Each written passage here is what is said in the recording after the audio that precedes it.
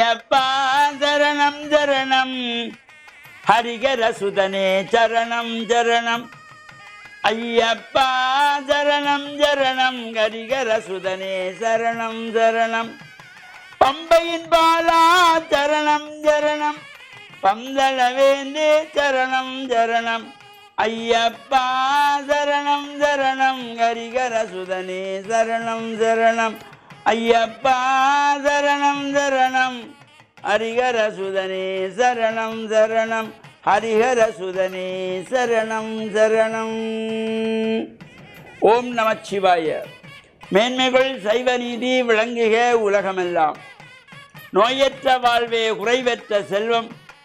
அந்த நோய் நொடிகள் இல்லாத வாழ்வு இந்த உலக மக்கள் எல்லோரும் வாழ வேண்டும் என்று கலியுகத்தின் காந்தமலை ஜோதியாகிய சபரிமலை சுவாமி ஐயப்பனுடைய திருவடிகளை சிறந்தாழ்த்தி டான் தமிழொலி ஓம் தொலைக்காட்சி நேயர்கள் அனைவருக்கும் சர்வதேச இந்து மத குருபீடம் அகில இலங்கை சபரிமலை ஸ்ரீ சாஸ்தாபுரத்தின் சார்பில் இனிய வணக்கங்களும் நல்லாசிகளும்.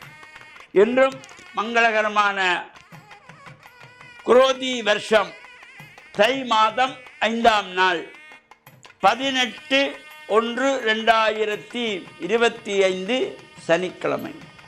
இன்று மலர்ந்திருக்கின்ற இன்றைய பொழுதும் நம் எல்லோருடைய வாழ்விலும் எல்லா விதமான சிறப்புகளும் வெற்றிகளும் கிடைக்க வேண்டும் என்று பிரார்த்தித்து, இன்று மந்த வாரம் என்று போற்றுகின்ற சனிக்கிழமை.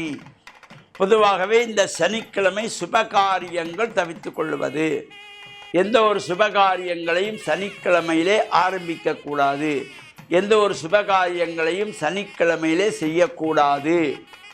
அந்த வகையிலே இந்த சனி நீராடு என்று தமிழ் மூதாட்டி ஔவை அழகாக சொன்னாள். சனிக்கிழமையிலே எண்ணெய் வைத்து ஸ்நானம் செய்வது. அந்த வகையிலே இன்றைய தினம் சனிக்கிழமை பரக்காப்புளை அம்பேபூச ஸ்ரீ முத்துமாரி அம்பாள் தேவஸ்தானத்திலே நாளை நடைபெற இருக்கின்ற மகா கும்பாபிஷேகத்துக்காக நேற்றைய தினம் மகாயாகாரம்பம் ஆரம்பமானது. இன்றைய தினம் தைலாபியங்கம் என்கின்ற எண்ணெய் காப்பு சாத்துகின்ற நிகழ்வு. அடியவர்களெல்லாம் தங்களுடைய கைகளினாலே அந்த சுவாமி விக்கிரகங்களை தொட்டு எண்ணெய் காப்பு சாத்துகின்ற நிகழ்வு. நல்ல எண்ணங்களோடு நல்லெண்ணெய் சாத்தி இறையருடைய எல்லாம் வேண்டி பிரார்த்தனை செய்கின்ற பொழுது நம்முடைய எண்ணங்கள் எல்லாம் நிறைவேறும். நல்ல எண்ணங்களோடு நல்லெண்ணெய் சாற்றுகின்ற பொழுது எங்களுடைய எண்ணங்கள் எல்லாம் நல்லபடியாக நிறைவேறுவதற்கு இறையருளெல்லாம் கூடுவது திண்ணம் என்பதிலே எந்த விதமான ஐதீகம் இல்லை.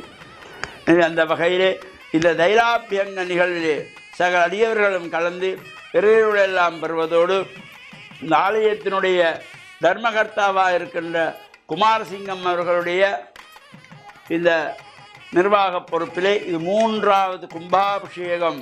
அந்த குடும்பத்தவர்களுக்கும் பெரும் பாக்கியம். அடியேனுக்கும் இது 3வது கும்பாபிஷேகம் செய்து வைக்கின்ற பெரிய ஒரு பாக்கியம் கைங்கரியத்தை அம்பாள் கொடுத்திருக்கிறாள். அந்த வகையிலே நாளைய தினம் இந்த அம்பேபுச பரக்காப்புல ஸ்ரீ முத்துமாரி அம்பாளுடைய மகா கும்பாபிஷேகம் சிறப்பாக நடைபெறுவதற்கு திருள் கூடி 9 மணி முதல் 10:30 மணி வரையிலே காலையிலே யாக பூஜைகள், ஹோமங்கள், மகா பூர்ணாகுதிகள் நடைபெற்று வேத ஸ்தோத்திர பாராயணங்கள், நர்தனாஞ்சலி, நாட்டியாஞ்சலி, நாதாஞ்சலி, ராகாஞ்சலி, புஷ்பாஞ்சலி இவையெல்லாம் சிறப்பாக நடைபெற்று சூலலிங்கமாகிய ராஜகோபுரத்திற்குரிய கும்பாபிஷேகம், சூவிகளுக்கான கும்பாபிஷேகம் நடைபெற்று அதனைத் தொடர்ந்து 10 மணி 15 நிமிடத்திலே மூலாலயத்திலே இருக்கின்ற அன்னை ஸ்ரீ முத்துமாரி அம்பாளுடைய மகா கும்பாபிஷேகம் சிறப்பாக நடைபெற திருவள் கூட்டியிருக்கின்றது. அனைத்து அடியவர்களும் கலந்து இன்றைய தினம் தைலாபியங்கம் என்கின்ற எண்ணெய் காப்பிலும் நாளைய தினம் நடைபெறுகிற மகா கும்பாபிஷேகத்திலும் கலந்து இறையருளை பெற்று மண்ணில் நல்ல வண்ணம் வாழ டான் தமிழொலி ஓம் தொலைக்காட்சி நேயர்கள் அனைவருக்கும் சர்வதேச இந்து மத குறிப்பிடம் அகில இலங்கை சபரிமலை ஸ்ரீ சாஸ்தாபுரத்தின் சார்பில் நல்லாசிகளை கூறிக்கொள்வதில் மனமகிழ்வு கொள்கிறோம். சர்வே ஜனாக சுகினோ பவந்து சமஸ்த சன்மங்களானி சந்து. சுபம்.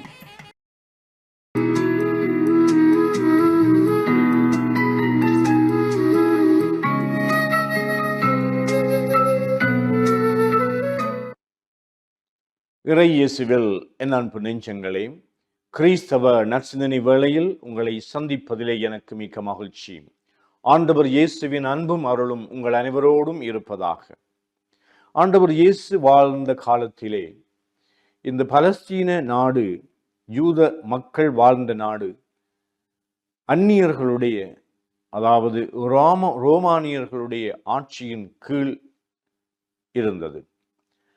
அதனால் இந்த ரோமானியர்களுடைய பிரதிநிதிகளாக இருந்த சில யூதர்கள், அவர்கள் மக்களிடம் இருந்து வரி தண்டுபவராக, அவர்களுடைய பணத்தை அறவிடுகின்ற ஒரு விதத்திலே தங்களுடைய சொந்த மக்களை காட்டிக் கொடுக்கின்றவர்களாக கருதப்பட்டார்கள்.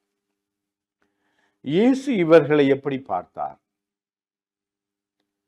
இவர்களை இந்த சமூகத்தோடு சேர்ந்து இவர்கள் பாவிகள் என்று சொல்லி தள்ளி வைத்திருப்பார். ஆனால் இயேசுவினுடைய மனநிலை வித்தியாசமாக இருந்தது. இந்த வரி தண்டுபவரோடு அவர் சமபந்தி அமர்கின்றார். அப்பொழுது அவருடைய சீடர்களும் ஏனையவர்களும் இயேசுவிலே குறை காணுகின்றார்கள். இவர் பாவிகளோடும் வரி தண்டுபவரோடும் உண்டு குடித்து அவர்களோடு சமமாக இவர் பழகுகின்றார். இவர் ஒரு போதகர், இவர் ஒரு மற்றவர்களுக்கு ஒரு முன்மாதிரியாக இருக்க வேண்டியவர். அவருடைய இந்த உறவாடல்களை, நடவடிக்கைகளை பார்க்கின்ற பொழுது அவர் பாவிகளோடு தன்னை சமபந்தியிலே அமர்ந்து சமத்துவமாக அவர்களோடு பழகுவது போல, ஆகையினாலே இவரும் ஒரு பாவி என்ற அளவிற்கு அவர்கள் குறை கண்டுபிடித்தார்கள். ஆனால் இயேசுவினுடைய இந்த அணுகுமுறையிலே நாங்கள் பார்க்கின்றோம், இந்த பகிரங்கமாக மக்கள் எல்லோருக்கும் தெரிந்து, எல்லோரும் இவர் ஒரு பாவி என்று முத்திரை குத்தப்பட்ட இந்த மனிதர்களும் கூட இயேசுவினுடைய அணுகுமுறையினாலே, அவருடைய நட்பினாலே, அவருடைய பரிவு கொண்ட அவருடைய நடவடிக்கைகளினாலே அவர்கள் மனம் திரும்பி, மனம் மாறி அவர்கள் தங்களுடைய வாழ்வில் மீட்பை கண்டுகொண்டார்கள் என்று பார்க்கின்றோம். எனவே எங்களுடைய அன்றாட வாழ்வில் நாங்கள் சில வேளைகளிலே அல்லது பல தடவைகளிலே நாங்கள் மற்றவர்கள் கூடாதவர்கள், பாவிகள், இவர்கள் குற்றம் புரிகின்றவர்கள், இவர்களோடு நாங்கள் பழகக்கூடாது, இவர்களோடு நாங்கள் எங்களுடைய நட்பை ஏற்படுத்தக்கூடாது, இவர்களோடு நாங்கள் பேசினாலும் அவர்கள் மற்றவர்கள் எங்களிலே குறை காண்பார்கள் என்பதனாலே அவர்களை தவிர்த்து கொள்ள விரும்பலாம். ஆனால் கிறிஸ்துவினுடைய அணுகுமுறை எல்லோரையும் அரவணைக்கின்ற, தன்னுடைய அன்பு கரத்தினாலே அவர்களை அரவணைத்து அவர்களுடைய வாழ்வில் மீண்டும் ஒளியேற்றுகின்றவராக இருந்தார். அப்படி நாங்கள் எங்களுடைய வாழ்வில் நான் சரி, நீ பிழை, உன்னை நான் திருத்த வருகின்றேன் என்ற அந்த ஆணவத்தோடு அல்ல, அவர்களோடு சமபந்தியிலே, அதாவது அவர்களாக நாங்கள் ஒன்று சேர்ந்து அவர்களோடு நாங்கள் அவர்களை புரிந்து கொள்ளுகின்றோம், அவர்களுடைய இருக்கின்ற நன்மைத்தனங்களை நாங்கள் ஏற்றுக்கொள்ளுகின்றோம் என்று சொல்லக்கூடிய அளவிற்கு நாங்கள் அவர்களோடு பழகி அவர்களை அன்பு செய்து அவர்களை ஏற்றுக்கொண்டு நாங்கள் இந்த பாவிகள் என்று சொல்லப்படுகின்றவர்கள், குற்றம் புரிகின்றவர் என்று சொல்லப்படுகின்றவர்களையும் எங்களுடைய நட்பிலே இணைத்து கொண்டு அவர்களுடைய வாழ்வின் விடியலுக்காக நாங்கள் உழைப்பதற்கு இறைவன் நமக்கு அருள் தர வேண்டும் என்று மன்றாடுவோமாக. ஆமென்.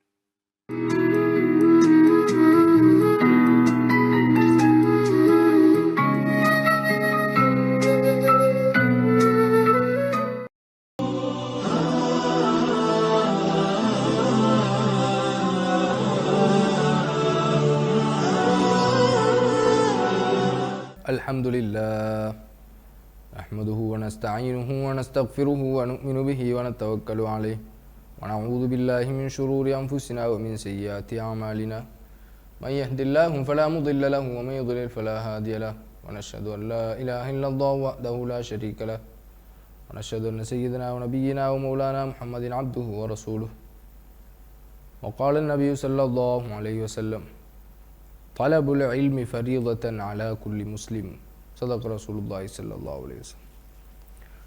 கண்ணியத்திற்குரிய அன்பார்ந்த நேயர்களே, சகோதரர்களே, நபி ஸல்லல்லாஹு அலைஹி வஸல்லம் அவர்கள் கூறினார்கள், ஒவ்வொரு முஸ்லிமின் மீதும் கல்வியை தேடி கற்றுக்கொள்வது கடமையான ஒன்று என்று கூறினார்.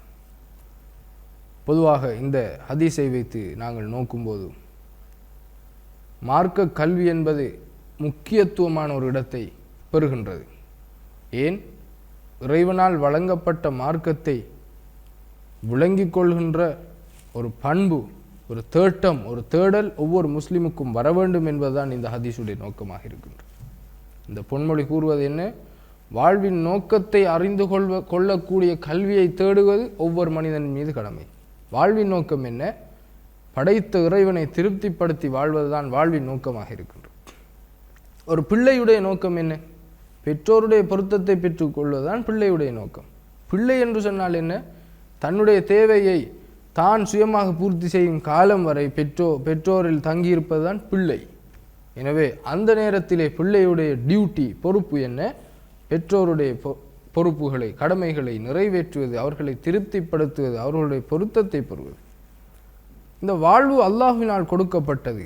எனவே அல்லாஹ்வின் கட்டளைகளை நிலைநாட்டுவதுதான் அல்லாஹ்வினுடைய அடியார்களாகிய எங்களுடைய செயல்களாக இருக்கின்றது. எனவே அவனுடைய கட்டளைகளை விளங்குவதற்கு நாங்கள் நேரம் எடுப்பது, நாங்கள் அதனை தேடி பெற்றுக்கொள்வது, அல் குர்ஆனுடைய அறிவை பெற்றுக்கொள்வது, அல் ஹதீஸுடைய பொன்மொழிகளுடைய விளக்கங்களை, நல்லது, கெட்டது, ஹராமானது, ஹலாலானது போன்ற பல விடயங்களை நாங்கள் அறிந்து கொள்வதற்கு மார்க்க அறிவின் முக்கியத்துவத்தை ரசூல் ஸல்லல்லாஹு அலைஹி வஸல்லம் அவர்கள் கூறினார். அதே போன்று இந்த ஹதீஸுக்கு விளக்கம் கூறுகின்ற அறிஞர்கள் உலகின் தேவைகளை நிறைவேற்றக்கூடிய எந்தெந்த விடயங்கள் எல்லாம் படிப்பாக, கல்வியாக, அறிவாக இருக்கின்றதோ அதனையும் பெற்றுக்கொள்ள வேண்டும், அதனையும் விளங்கிக் கொள்ள வேண்டும், அதனையும் இஸ்லாம் காட்டி தந்த முறைப்படி நாங்கள் அதனுடைய வரையறைகளை பேணி கற்றுக்கொள்வதுதான் இந்த அறிவு பூரணமாகுவதற்குரிய ஒரு அடிப்படையாக இருக்கின்றது. தொழில் எவ்வாறு செய்ய வேண்டும், அதிலே எவ்வாறு ஹலால் ஹராம் பேண வேண்டும், ஹலால் ஹராமை படிக்க வேண்டும், அதன் பிறகு தொழிலுடைய துறைகளை படிக்க வேண்டும்.